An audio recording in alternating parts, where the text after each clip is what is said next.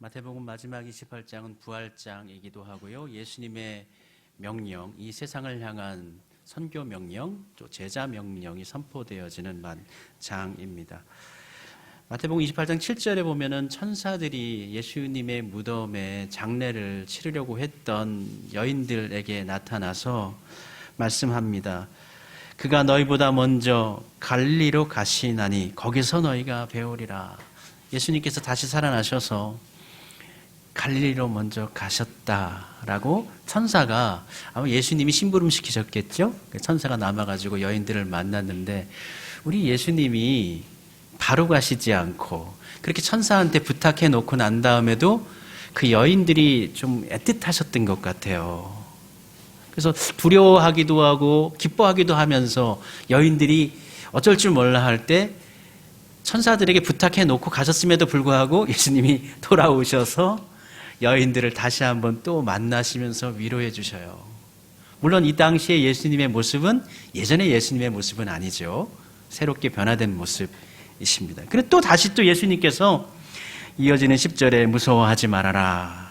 가서 너희 형제들에게 갈릴리로 가라 하라. 거기서 나를 보리라. 우리 갈릴리에서 만나자. 희망의 말씀을 전해 주시죠. 근데 예수님께서 갈릴리로 가서 갈릴리에서 만나자라는 말씀을 이전에도 제자들에게 했습니다. 제자들과 최후의 만찬에서 식사하시고 난 후 감람산으로 이제 기도하러 가시잖아요. 기도하러 가시면서 제자들에게 또 당부를 하셨어요. 이제 마지막 이제 감람산 이제 겟세마네 동산에서 기도하시다가 잡히시잖아요. 가시기 전에 마태복음 26장 31절과 32절에서도 이렇게 말씀하십니다. 그때 예수께서 제자들에게 이르시되 오늘 밤에 너희가 다 나를 버리리라. 기록된 바 내가 목자를 치리니 양의 떼가 흩어지리라 하였느니라. 그러나 내가 살아난 후에 너희보다 먼저 갈릴리로 가리라.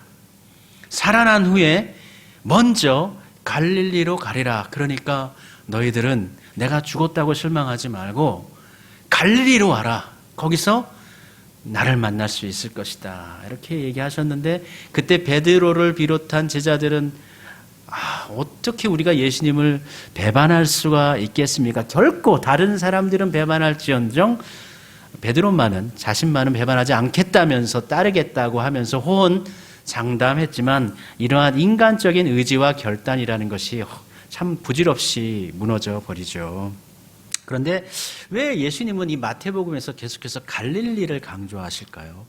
부활하시고 난 다음에 왜 갈릴리라는 곳으로 오라고 찾아오라고 말씀을 하셨을까요?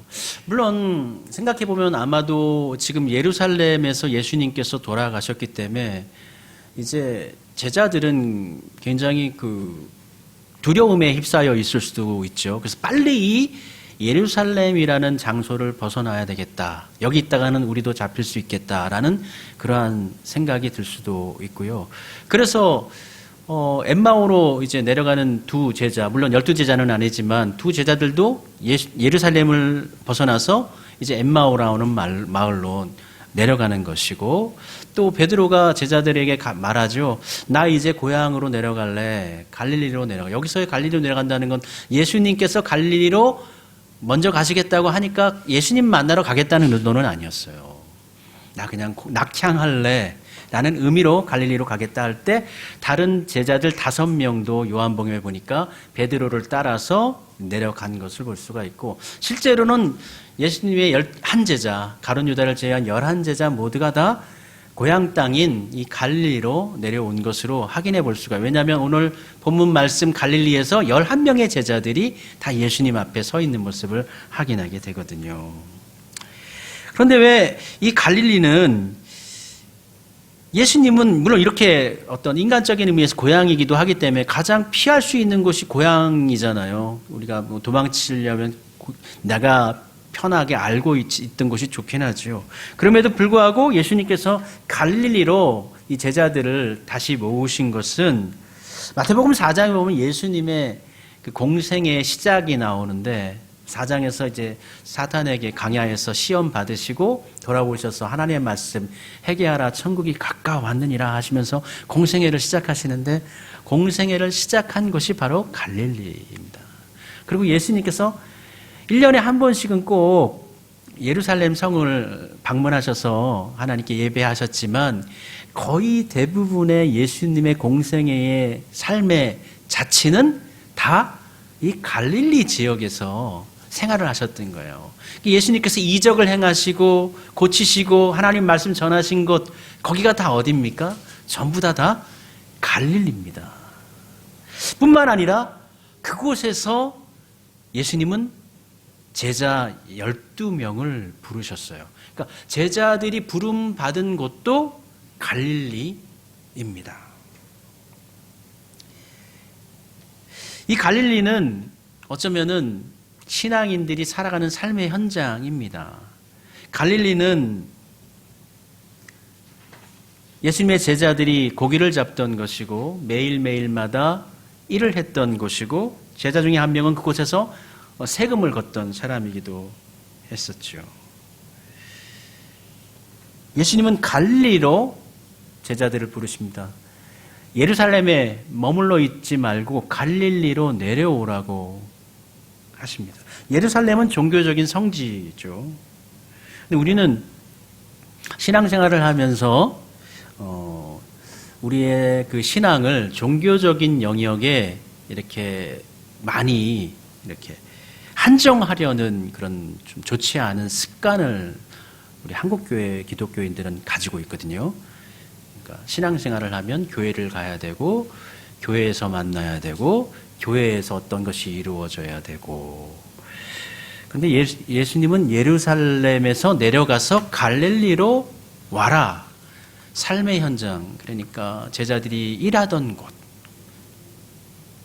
어쩌면 갈릴리는 굉장히 치열하게 삶이 반복되어지는 곳입니다. 당시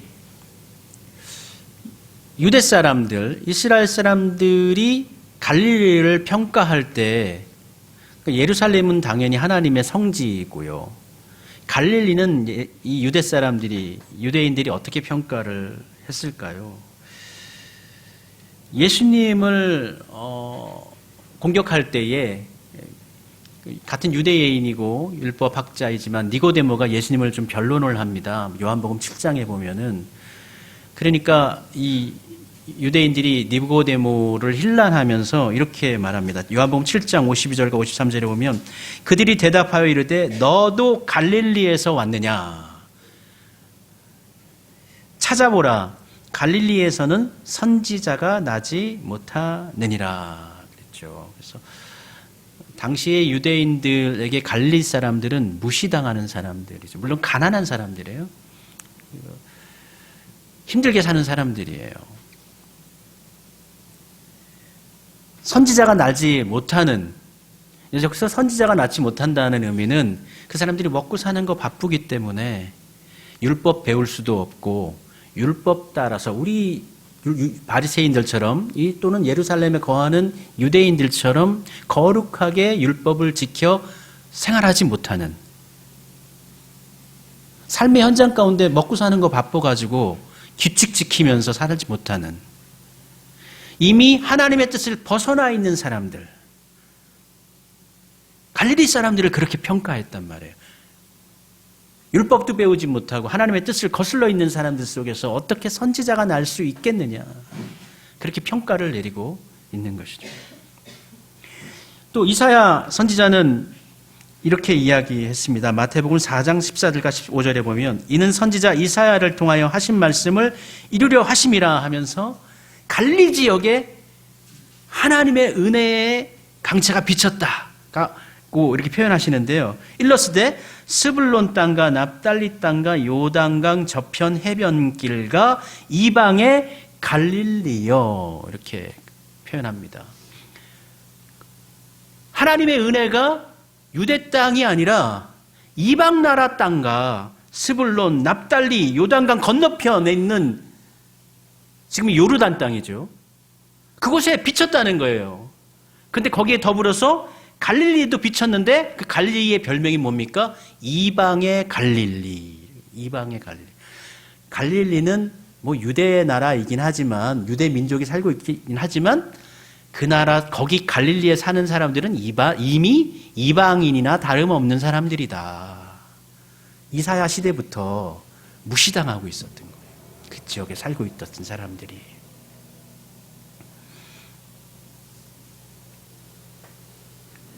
그런데 그곳에 예수님께서 어떻게 해요? 자라나셨어요. 그곳에서 예수님께서 자라나셨어요. 그리고 그곳에서 하나님의 말씀을 처음으로 선포하셨고, 그곳에 있는 사람들로 예수님께서 제자를 삼으셨다는 거죠. 이 삶의 현장 속에서 신앙은 생동감 있게 역사되어져야 하는 것이죠.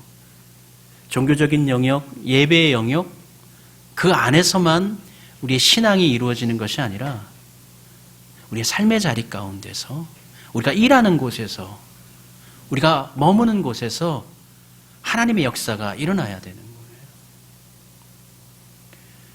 그렇다고 해서 삶의 현장만을 강조하면 그건 또 안 돼요. 예수님께서는 갈릴리에서 다시 그들에게 새로운 어떤 계명과 소명을 주셨지만, 이후에 승천하시면서 어디로 가라 하십니까? 예루살렘을 떠나지 말라 말씀하세요. 그러니까 두 가지가 다 같이 가야 되는 거예요. 그들은 다시 이후에 예루살렘으로 올라와요. 그리고 10일 동안 마가의 다락방에서 기도하지 않습니까? 근데 달라진 것이 있어요. 예전에는요, 그들이 모일 때 성전에서 모였어요. 예루살렘 성전에서 모였어요. 갈릴리에서 예수님을 만난 제자들은 이제 예루살렘 성전으로 가지 않아요. 어디서 성령을 기다립니까? 예수님의 어떤 중심, 예수님이 중심이 된 예수님의 제자 공동체 안에 모여요. 새로운 공동체예요.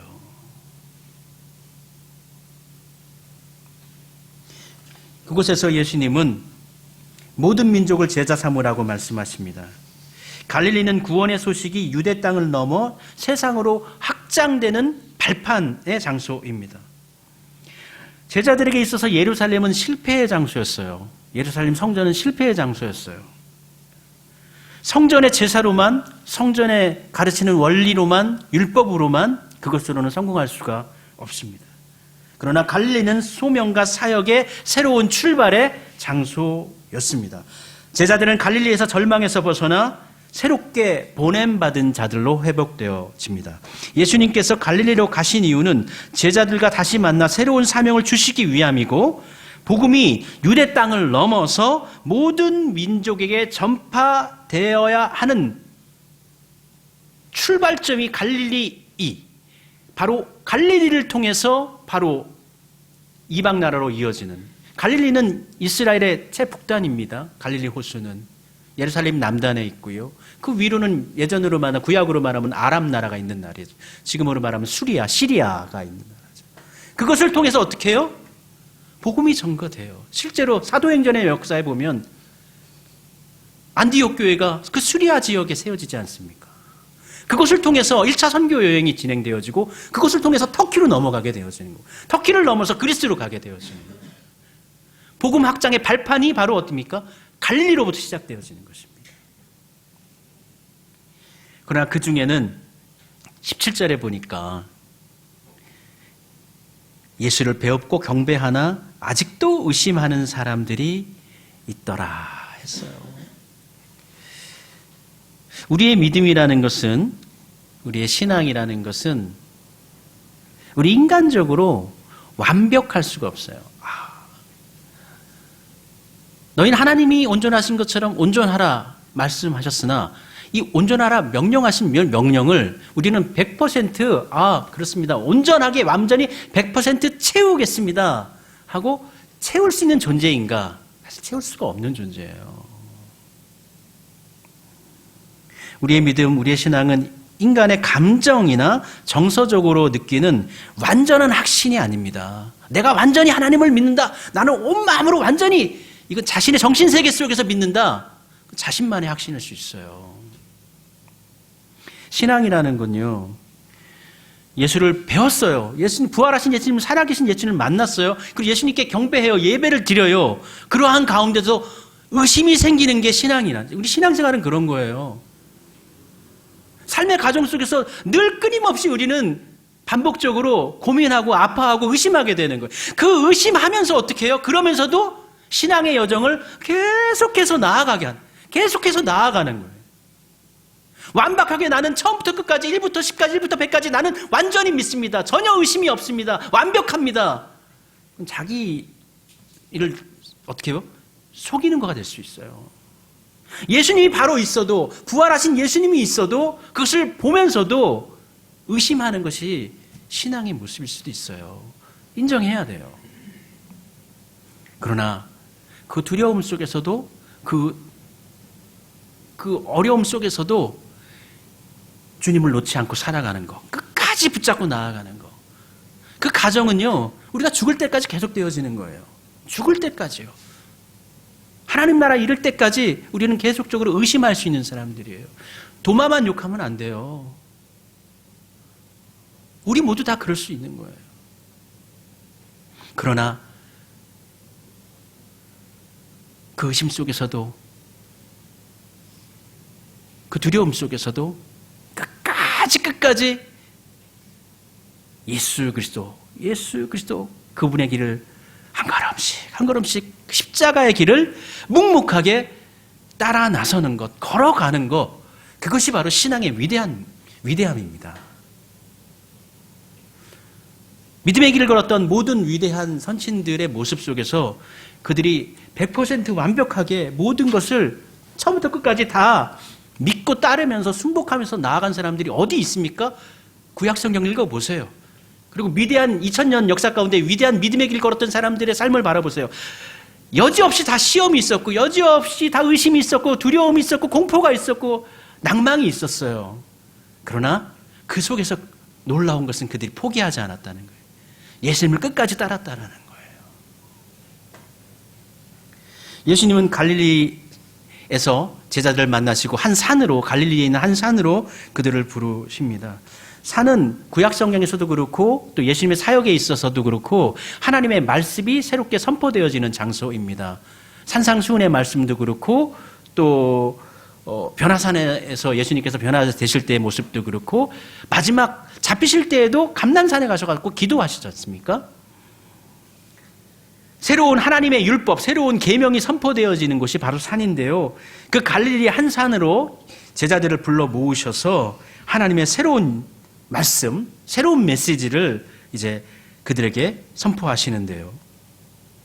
예수님은 그들에게 당신을 대신할 걸, 자신을 대신해서 이 일을 감당할 사명, 대위 사명을 그들에게 위탁하는 메시지를 전하십니다. 그것이 오늘 우리가 읽은 18절부터 20절까지 우리가 너무나 잘 알고 있는 말씀이죠. 우리 함께 읽어보도록 할까요? 마태복음 28장 18절부터 20절까지의 말씀, 우리 한 목소리를 한 번 더 읽어보도록 하겠습니다. 예수님께서 우리에게 주신 말씀입니다.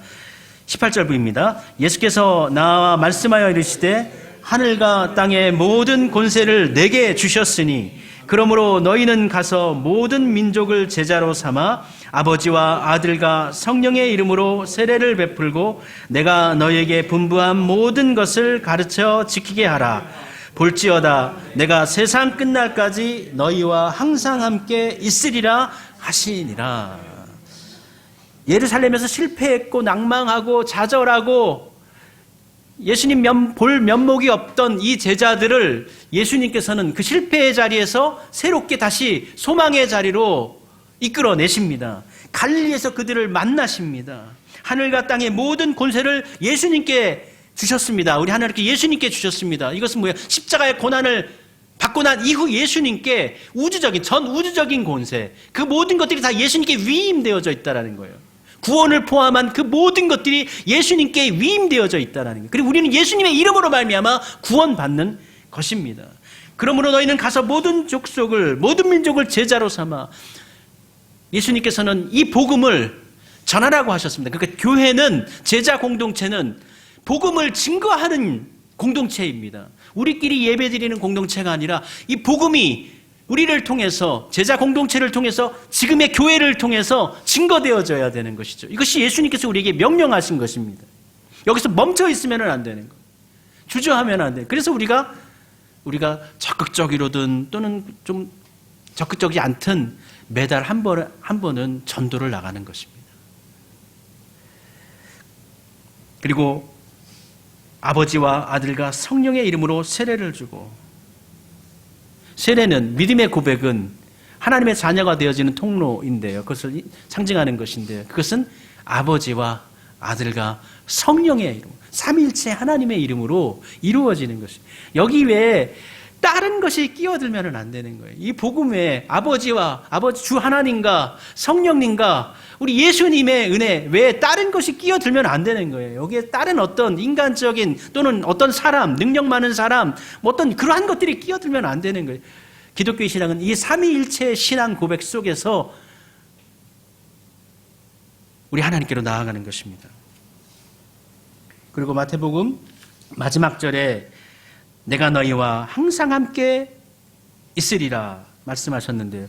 마태복음은 처음 시작할 때와 마지막이 이 말씀, 임마누엘 말씀으로 시작이 되어지죠. 마태복음 1장 23절에 보면은 내가 아들을 낳게 되리니 그 이름을 임마누엘이라 하라. 이를 번역한 즉 하나님이 우리와 함께 계심이라 하십니다. 그래서 마태복음 1장에서 하나님이 우리와 함께 하신, 그리고 마지막 말씀에서도 내가 너희와 항상 함께 있으리라. 그래서 언약의 완성이 이루어지고 있는 것이죠. 그러니까 우리가 이 사명을 감당하는데 우리 자신만의 어떤 능력으로는, 인간적인 힘으로는 감당하는 것이 아니라 예수님께서 우리와 함께 하시기 때문에 예수님께서 대의로 우리에게 부탁하신 명령을 우리 제자 공동체, 요즘으로 말하면 이제 교회가 되겠죠. 교회가 감당하는 것이고 우리 성도들이 감당하게 되는 것입니다. 그러니까 예수님의 부활하심은 교회를 낳았고 단순히 어떤 죽음에서 사망 권세를 깨고 일어나신 것뿐만 아니라, 그래서 우리를 다시금 살아내게 하시는 것뿐만 아니라 예수님의 부활을 통해서 다시금 복음이 유대 땅을 넘어서 갈릴리를 넘어서 온 세계로 퍼지는, 그러니까 부활의 능력이 복음을 통해서, 제자들을 통해서 모든 것으로 확장되어지는 것으로, 그러니까 부활의 영향과 능력이 드러나는 것이죠. 마태복음 28장은 우리에게 이렇게 말씀하고 있습니다. 부활하신 예수님은 실패한 제자들을 갈릴리에서 다시 부르시고 그들과 함께 새 세상을 여는 하나님 나라의 선교적 공동체를 만드십니다. 세우십니다. 그러니까 갈릴리는 단 어떤 유대 한 지역이 아니라 복음의 새로운 시작점이고요, 모든 민족을 향한 하나님의 계획의 첫 무대가 되는 것입니다. 제자들에게 갈릴리는 절망의 끝이 아니라 하나님 나라의 새로운 출발점이었습니다. 제자들은 예루살렘에서 두려움과 절망 속에 숨어 있었습니다. 그러나 예수님은 그들이 처음 부름 받았던 갈릴리로 다시 부르셨고 그곳으로 초청하셔서 그들을 만나십니다. 갈릴리로 가라. 거기서 나를 보리라. 예수님은 그들을 다시 시작할 수 있는 새로운 출발점으로 인도하십니다. 마찬가지로 우리도 제자들과 마찬가지로 예수님의 부활의 증인으로 또 제자 삼는 교회의 선교사로, 전도자로 우리 모두를 또 부름 받게 하셨습니다. 사명은 우리의 능력으로 감당하는 것이 아닙니다. 함께 하시는 임마누엘 하나님의 힘으로, 그 약속에 기초한 능력으로 우리가 감당할 수 있는 것입니다. 주님은 지금 우리에게도 아마 말씀하실 것입니다. 갈릴리로 가라. 거기서 나를 만나라. 갈릴리에서 제자들은 절망에서 소망으로, 새로운 소명으로, 두려움에서 다시금 생명으로 일어섰습니다. 변화되어졌습니다. 우리 역시도 갈릴리를 찾아가야 합니다. 우리의 갈릴리는 어디입니까? 예수님을 만날 수 있는 갈릴리는 어디입니까?